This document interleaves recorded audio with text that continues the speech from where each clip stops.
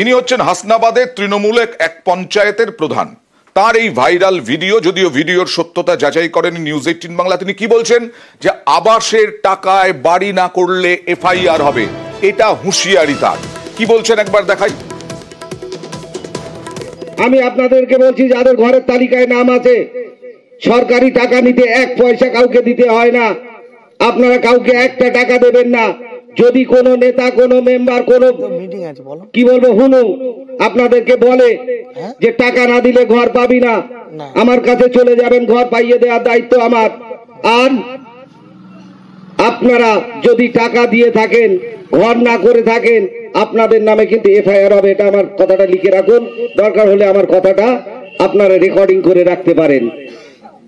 যদি টাকা নিয়ে ঘর না করেন, এফআইআর কিন্তু হবে। এবার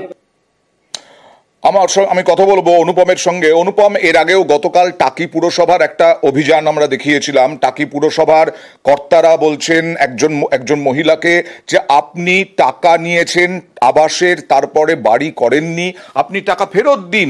তার মানে কোথাও কি আবাসের টাকা নিয়ে এক অংশের মানুষ তারা বাড়ি করছেন না, অন্য খাতে খরচ করছেন। কিন্তু এই যে ওখানেও বলা হয়েছিল, টাকি পুরসভার পক্ষ থেকেও বলা হয়েছিল তাহলে আপনার নামে এফআইআর করা হবে। এখানে এফআইআর এর হুঁশিয়ারি দিয়েছেন তৃণমূল পঞ্চায়েত প্রধান একই কারণে। তাহলে সমালোচনা হচ্ছে কেন?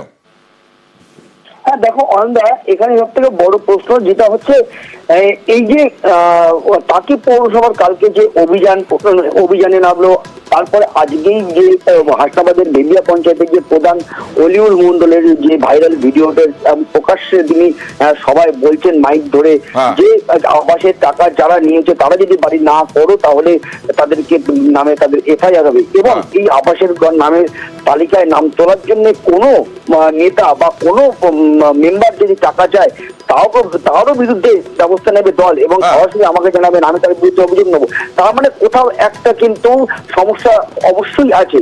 না হলে কেন টাকি পৌরসভা এরকম ভাবে অভিযানে নামলো, এরকম ভাবে অলিউল মন্ডল প্রধান তিনি কেন এরকম ভাবে কথা বললো? আমি বলতে চাইছি যে পঞ্চায়েত প্রধানকেই তো দেখতে হবে যে ওই অঞ্চলে কারা কারা টাকা নিয়েও বাড়ি তৈরি করেননি, তাই তো? হ্যাঁ সেটাই তো, সেখানেই তো প্রশ্ন যে নিশ্চয়ই তার মানে এই যে পঞ্চায়েতের প্রধান অলিউল মন্ডল, এনার কাছে কোনো না কোনো ভাবে সূত্র মারফত তার কাছে খবর আছে যে এখনো পর্যন্ত নিশ্চয়ই সমালোচনা করছে কারা, এটা নিয়ে সমালোচনা করছেন কারা? সমালোচনা করছে মানে এই যে অলিউল মন্ডল যিনি প্রধান, তিনি কিন্তু বলছেন যে যারা করেছেন, যারা টাকা নিয়েছেন, ঘর করেননি, তারা অবিলম্বে ঘর করুন, না হলে এফআইআর হবে। তিনি আবার এর আগে তিনি বলছেন, আমরা দেখাবো পরবর্তী সময়। আবাস যোজনার টাকা এখনো ঢোকেনি।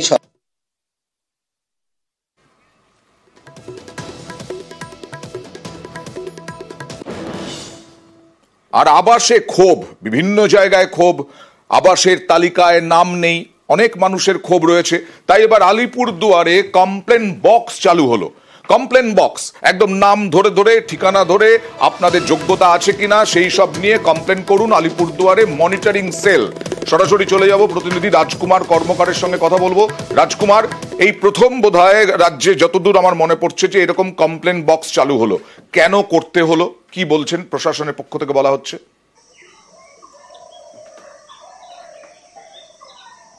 একদমই অয়নদা, দেখো আলিপুরদুয়ার জেলা প্রশাসনের পক্ষ থেকে কিন্তু একেবারে এই আবাস যোজনা নিয়ে একেবারে তারা যে খুব সিরিয়াস এই বিষয়টা কিন্তু তারা বারবার করে বলছে। তাদের বক্তব্য একটাই, সেটা হচ্ছে যে রাজ্য সরকার চাইছে যে গরিব মানুষরা এই আবাস যোজনার ঘর পাক। ফলে প্রশাসনের দায়িত্ব বর্তায় যে রাজ্য সরকারের যে ভাবনা, সেই ভাবনাটাকে বাস্তবে পরিণত করা এবং কার্যকরী করা। সেই কারণে যখন জেলার বিভিন্ন এলাকা থেকে নানান রকম অভিযোগ আসছিল, সেই অভিযোগের কথা বিচার বিবেচনা করে কিন্তু এই রকম কমপ্লেন বক্স কিন্তু জেলা প্রশাসনের পক্ষ থেকে চালু করা হয়েছে। জেলা সদরে যেমন এই কমপ্লেন বক্স চালু করা হয়েছে, তেমনি প্রত্যেকটা ব্লকের যে বিডিও অফিস, সেই বিডিও অফিসে এই কমপ্লেন বক্স চালু করা হয়েছে। এবং শুধু তাই নয়, এই কমপ্লেন বক্সে যে কমপ্লেনগুলো পড়বে, যে অভিযোগগুলো পড়বে, সেই অভিযোগগুলো খতিয়ে দেখে সুপার চেকিং হবে বলে কিন্তু জানিয়েছেন জেলা প্রশাসনের কর্তারা। শুধুমাত্র যাদের আবাস যোজনার নাম আছে তারা যেমন এখানে কমপ্লেন করতে পারেন, আবার যাদের নাম নেই তারাও কিন্তু এই কমপ্লেন বক্সে করতে পারে ঘরের আবেদন জানিয়ে।